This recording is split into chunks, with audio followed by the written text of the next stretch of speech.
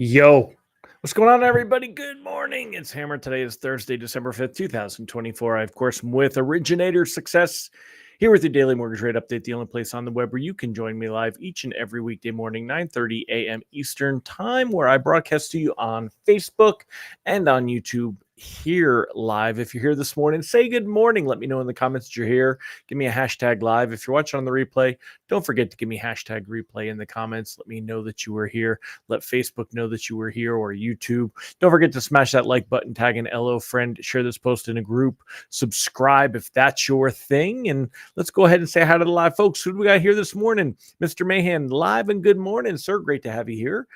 Megan Lindberg, great to see you. Mallory Fotiadis, hello. Brandy Brickler, great to have you. Rob Stewart, good to see you, sir. Bobby J. Jones and Rob Smith, good morning. Hope you all are doing well today. If you're here this morning, say good morning, and we'll go ahead and keep saying hello to all of the live folks here this morning while we get into the good stuff. Good morning, Deb Dickinson and Tom Dedmore. Hope you guys are doing well this morning. I'll jump into all the market stuff in another 15 seconds or so. So let's go ahead and say hello and good morning and all that stuff. Angela Walters, good morning. Great to have you here. Hope all is well in your world. And there you go. So we got about 12 people on. Usually we end up with about 40 or 50. So I'll give everybody one more minute to get on.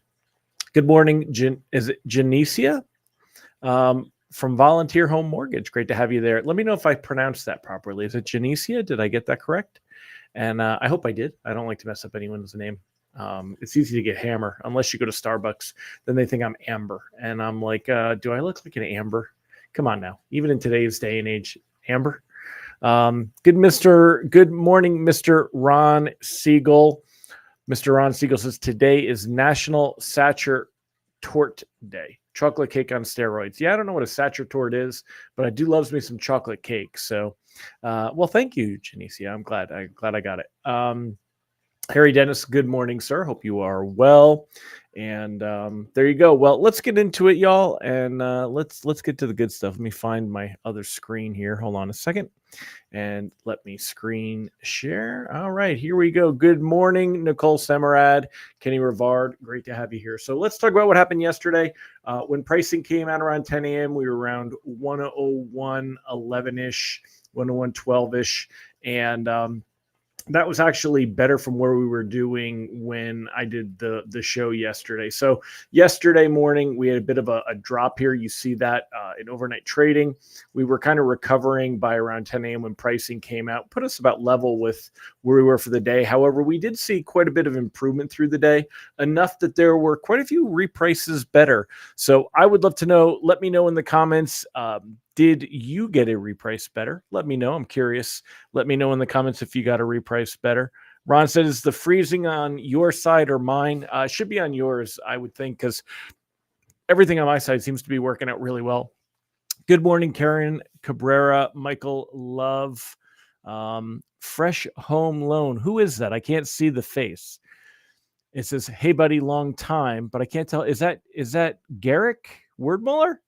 I can't tell. Is that you, Garrick Wordmuller at Fresh Home Loan? Because Fresh Home Loan doesn't have a name. So let me know who that is. I think that's Garrick. If I good thing I'm wearing the glasses. I'm going to get an eye exam soon because I do need glasses, but these just help. Karen, you didn't get any reprices better. There were quite a few that did. They were generally on the wholesale side though. So that might be why. But if you didn't get a reprice better, this morning's pricing will be a little bit better for you. And in fact, let's go ahead and talk about that. So rate sheets today are about the same as yesterday, a little bit better if you did not see a reprice better. Bonds continue to hold steady near the top of the current range. And let's go ahead and look at the chart and I'll show you that. So again, if we take a look here, let me even make this full page so you guys can see it a little clearer. All right, so if we take a look here, we were all the way up in September. We dropped down in October and November, and we've kind of bounced back up. Now, again, this was right before Thanksgiving. We're going to kick that candlestick out of the rotation because it doesn't really tell a story. But when you look here, we're starting to level off. I think we're pretty close to capped as far as improvement goes from here, unless we were to see something catastrophic happen in the labor market data tomorrow, which I don't think is going to happen.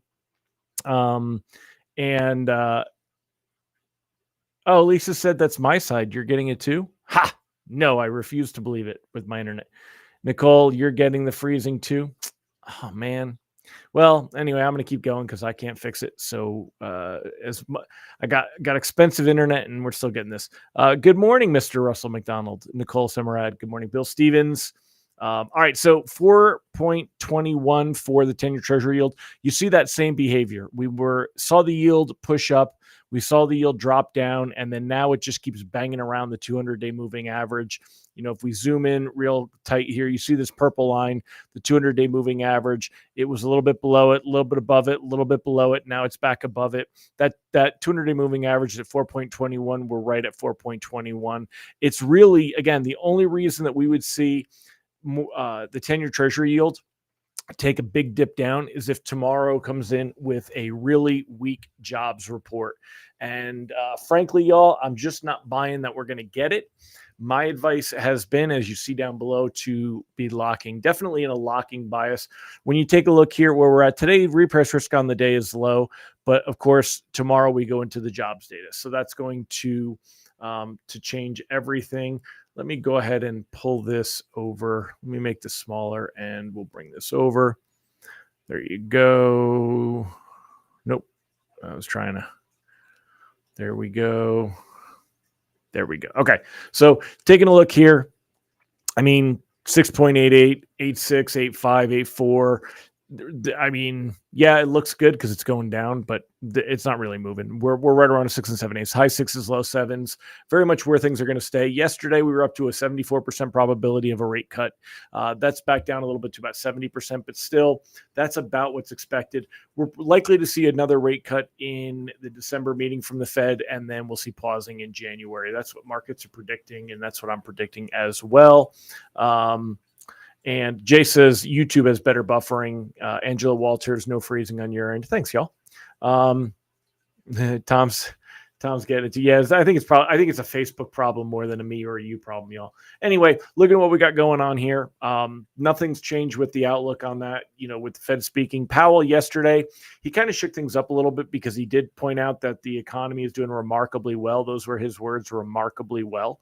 And but markets really didn't lose any sleep over that. They're still really secure in the idea that we're going to get one more rate cut for the cycle, but it's the 2025 cuts are very much in question. Will the Fed need to cut in 2025?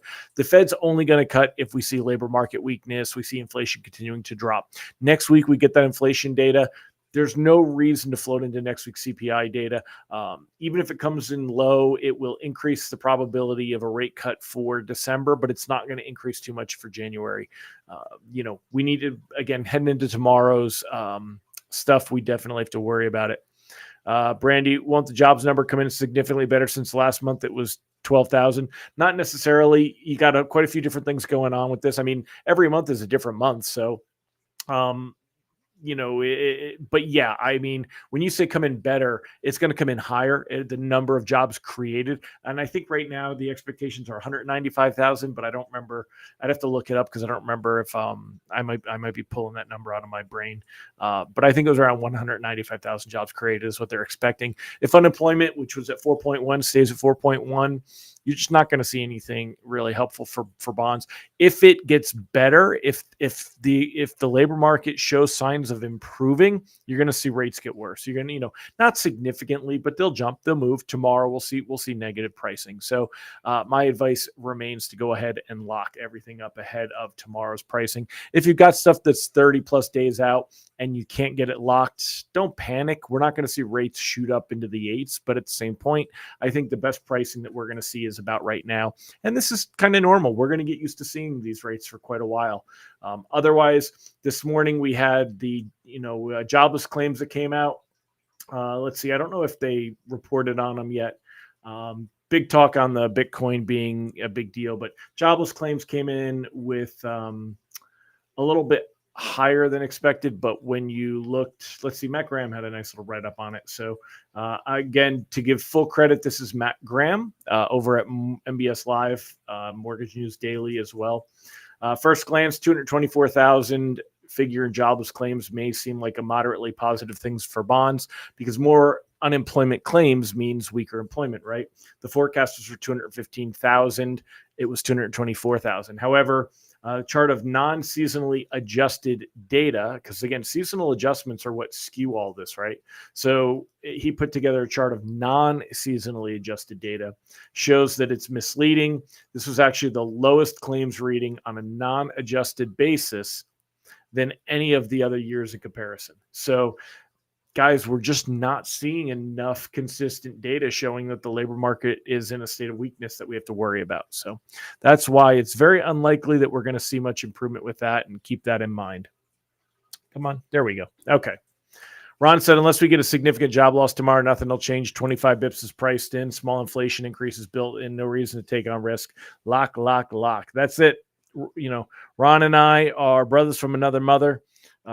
Definitely feeling that same opinion. Good morning, Jack Straw, Jonathan McDaniel, Pat Tenney. Hi, Pat. I hope your world is doing well, my friend. Mark in mortgage, 200,000 expected tomorrow. Yeah. So I figured right around the 195 mark. Lisa Norman, great to see you as well. So, all right. Well, that's it, everybody. Good news, bad news, same news, right? I don't know. It's kind of the same thing. The main thing is get out there and prospect. Try to get people active. There's a lot of debt consolidation refis that are out there, y'all. Definitely be looking for them. And there you go. Alan Christian, good to see you, sir. So, all right, my friends, I'm going to wrap it up. Y'all have a fantastic day, and I will see you tomorrow. Take care, everybody, and make it a great one.